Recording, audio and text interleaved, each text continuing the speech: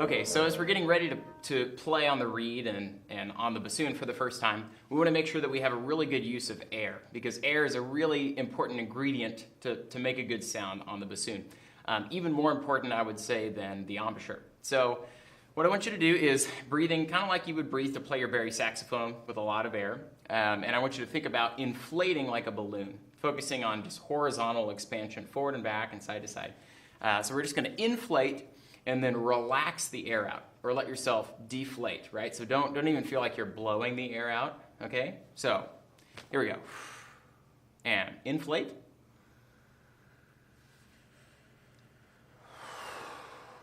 Yeah, it's kind of like a sigh. We just let the air come out on its own, okay? Try that again.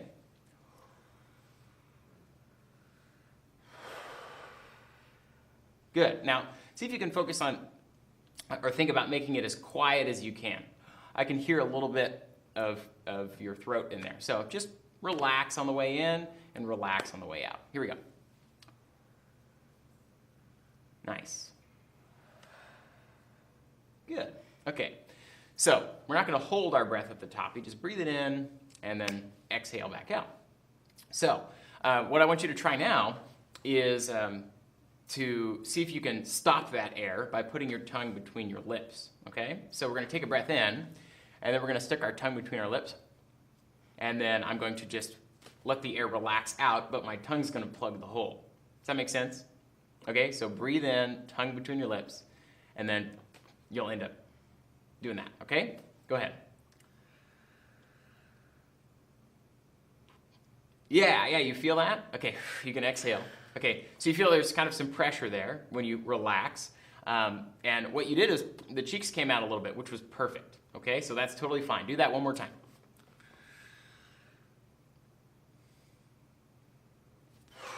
Okay, now I really want you to see if you can feel like the tongue is the only thing holding the air back. Okay? Just let it sit there for a minute with the tongue plugging, and then release the tongue, pull it back when you go to actually exhale. So you were already relaxing the air out. This was in the way, and then you get rid of it. Okay? Yeah, nice. Okay, so you feel how the tongue released the air right there like that? That's how we blow air into the bassoon. We release the air into the instrument just like that. Okay? So think about that balloon as you're breathing, and we're working on this. So I'm going to grab my reed, which has been soaking since we started to put the bassoon together, and we're going to work on making a sound. So what we're going for here is something called a crow, which is kind of a weird sound. It's a mixture of high and low vibrations at the same time. And so anyway, let's experiment with it and see what we get. Embouchure-wise, just say ew. Ew? Yeah. Now, because you've played a woodwind before, your general tendency when you make some kind of an embouchure is going to be to really firm up, and you had some lip stuff going on, kind of like saxophone. So don't worry about that stuff. Just say ew for a minute. Ew. Ew. Yeah. Now go ew and just let them freeze and relax. Ew. Ew. Okay. So do you feel, are the corners of your mouth firm or totally relaxed when you do that? I don't know, kind of in between. Yeah. So there's just maybe a little bit of firmness. And say it again. Ew. Ew. Okay. Leaving the lips there. Are the middles of your lips more relaxed or more firm than the corners? More firm. Okay, so I want you to just try to let those be really soft, okay? And let any firmness be out here. Ew. Okay, so try it with a D on it. We're going to say dew. Dew. Dew. Dew. Okay, that's the right idea. So we don't need really, really firm or tight lips at all. We actually want them to be nice and relaxed and soft. Okay, so here's the reed, and I might go back and I might dip it a couple of times because it just needs to stay wet, okay? But what we're going to do is we're going to say ew, okay? Ew. See how there's an opening there? Ah, that's exactly what we needed. We needed to just open the lips a little bit. So what you actually did was open your jaw just a little bit. Jaw is a little bit open. So do that again. Ew. Ew. Nice. Okay. So what we're going to do is we're going to put this reed in, and your top lip is going to be touching this first wire. Okay? That's totally okay. It just goes all the way up to there, which seems like a long way, and that's okay. Because your top lip is beyond your bottom lip. So that bottom lip will be back here just a little bit. Okay? Ew. Ew. Okay. Aw. Now say ew. Ew. That's okay. It's kind of different. Ew. Okay, cool. So your top lip will cushion, and the bottom lip will cushion your teeth. So we won't have our teeth on the reed. Does that make sense? All right, let's try it. You can hang on to this so that you don't have to worry about me doing that. So you just put it in up to your top lip touching that wire. There we go. Ew. Soft lips. Okay, big breath and relax the air out. Yeah, totally. That's okay. Now, I want you to see if you can exhale a lot more air than you're doing right now. Yeah, way to go. Okay, so that's the idea. Try again. Good. Okay, so we're already getting a sound. I bet you could do more air than that. See if you can get this sound to continue. Go ahead with that. Yeah, okay, so you can hear there's kind of a high sound, and sometimes it growls a little bit down low. So the idea is that we're trying to get both of those things to happen at once. And there's this really cool thing we can do, it's called the bomb drop, okay? So you're gonna firm up with your lips just a little bit, okay? And actually squeeze on the reed a little bit. And so that should cause it to vibrate up pretty high. Try that first. Ring. Yeah. Okay, good. Now, actually, what? I think my finger was covering. Oh, okay. I'm going to redip it for you. The thing I noticed that you did really well right there was you had put it up just so your lips were touching like way up here on the shaved part, and then you moved them up so that the top lip was against that wire. That was really good, okay? So try that again. Is there a top or bottom? It can kind of work both ways, and I flipped it the way that I think it works better for you, okay? So put that in again, and with a little extra lip pressure, go ahead. Yeah. Now again, think top lip, just say ew again. Ew. Yeah, go. Yeah, excellent.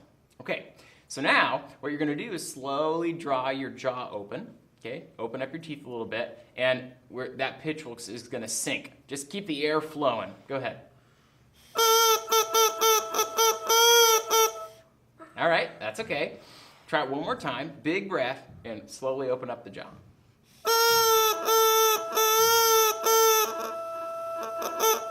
Yeah, that's the right idea. So let me put it in the water again. Okay, so you're doing the right thing with air. I notice we're tipping up or down just a little bit. We're gonna go to playing on that reed and the vocal, and we'll come back to the reed in a minute to work on that crow, okay? So the vocal is this piece right here, and it looks, kind of like a saxophone neck, I guess, and the reed goes on here just a little ways, but we can practice our tone just playing on the reed and on the vocal, okay? So,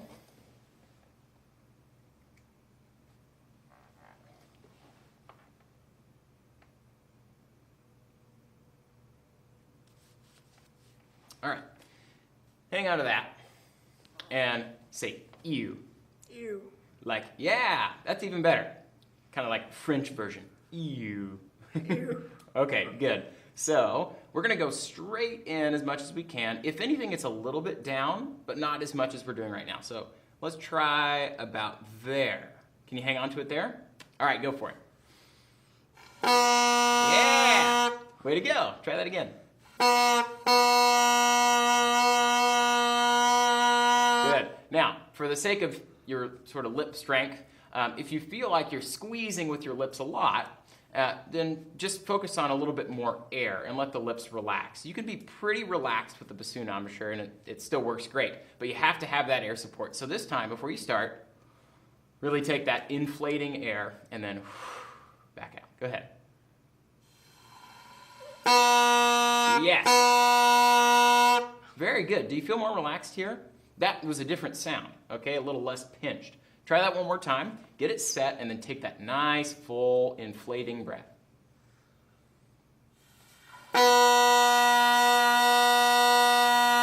Yes, very good. Let's go back to the reed for a second and see what that sounds like. Okay?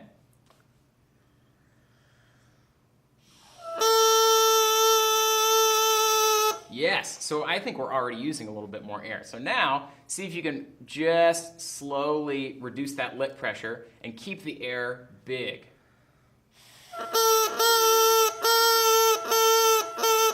Yeah, it's trying to get that other sound. Maybe if you can move that top lip a little further forward beyond the bottom lip, that makes sense? Way to go. Try that again. Yeah, you hear that little low clicky growl? Go for that a little bit more. Hold on, you're doing great. But we tipped it up, okay? So let me put it in here. Top lip beyond the bottom lip. Say ew. Blow, blow, blow. Good. I also feel a lot of air kind of coming out the sides here. See if you can just get it all to go in, right? Blow it all through there like a straw. Yes. Yeah! Oh, you hear it? It's almost both of those happening at once. Great. So you can totally keep working on that, but you got the right idea, all right? We don't want to overthink it. So let me put this back in the water for a second, and we can move on to playing on the bassoon, okay? So hang on to that for a sec. By the way, this piece is potentially pretty expensive. So it looks like not much, but it's a really, really important piece of the bassoon. But as long as you're hanging on to it by the crook up here, the curvy part, it's pretty strong, and it shouldn't be too much of an issue. All right? So hang on to that, and I'll get the main instrument. You still have your seat strap under there? Yep. Okay, so I'll trade you here. And we're going to bring it in again. So this side, see, those are the tone holes that your fingers were on. So that goes away from you. I would have definitely assumed that this was the front because that's so many more keys. Yeah, tons of keys. So you get to look at all the keys. The shiny keys are for you, not for the audience. So hook that in the close hole. There you go. And don't worry about it. We're going to have plenty of time to adjust. So just let it sink down so the weight is on the seat strap. A really important first step so we don't try to hold it with our fingers, okay? All right, now, I got the bassoon. Go ahead and take this by the curvy part here, and you can see that cork is gonna go right in here, just pushing down mostly, and a little twisting is fine. We wanna look out for this guy though. Notice how, before you go any further, notice how it's called the nib. It's almost gonna hit this. And we may have gotten our whisper key lock on accident here. So, there we go. Okay, so now we have a little more clearance up here. We can push the vocal the rest of the way in. Good. Keep going, you have a little more room, and that little nib piece points at the pad. Like that? Yeah, let me go a little further for you. I know you're trying to be real careful, thank you. So there we go. All right, so sitting up again, we're actually fairly close. You can see that's at a close to comfortable level, but it's probably going to be a little low. Good, yeah. So you're working already on bringing that bassoon to you, and that's really important. All right, don't worry about your fingers yet. We'll get there. Just hang on to it. I'll get the reed. Should I raise it a little bit? Yeah, we're going to, but I'd like you to have the reed on there so you can actually see whether the reed's going into your mouth. But we can both tell that it's too low, right?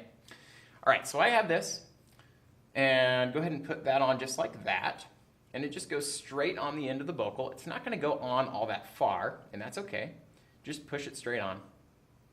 Okay? I feel like I should hold that. That's okay. Yeah, it's good. It's probably good. It only goes on about 8 millimeters. There we go. Nice. So we can definitely adjust here and here, because as soon as we tip sideways like this, we might need to adjust. But we're definitely too low, right? So with right hand, with your right hand here, if we want to raise your bassoon, just hang on with the right hand, and then, so you got it, right? Totally comfortable. Yeah, there you go. Now you have a hand free to pull that side through. Good, nice. So that's a little bit better. So bring your left hand back up, thumb on that whisper key to remember where to put your hand. Yeah, and the fingers will find their place in a minute. But if you let it come across at about a 45-degree angle, are we about at the right height? Yeah. Yeah. Now, if you put your mouth on there, do you think you'll try it? Does it feel like your chin is up or down at all? Like you're reaching for it? Good. All right, well, we lucked out. Usually you have to make quite a few adjustments to get that to really feel comfortable, okay? So, reviewing the spots for your fingers, I see you're finding them already. So we have our thumb on the whisper key, yeah? And this is kind of like, near the tip of your thumb. That's just great right there, all right? And over here, first tone hole, second tone hole, and a straight, nice, okay? Good memory. And over here, Where does my first finger go? yeah, first one goes on that hole, but do you remember which finger I said to start setting your right hand? Yes, middle finger on that ring. There you go. Yeah, and nice job on that elbow. Okay, so you're remembering how to kind of get this correctly held. That's great. Check that each of those fingers feels like it's sealing its hole. Okay, this is what clarinet players have to deal with a lot. You don't have to deal with it on the saxophone as much, but you do when you play your clarinet. So make sure that we have those holes sealed, and this pinky is up on this little guy right there. Okay, nice and close. Nice. All right, so the first fingering that we're going to try is our top 3 fingers and the whisper key. The whisper key back here is going to stay down for all of these notes, all right? So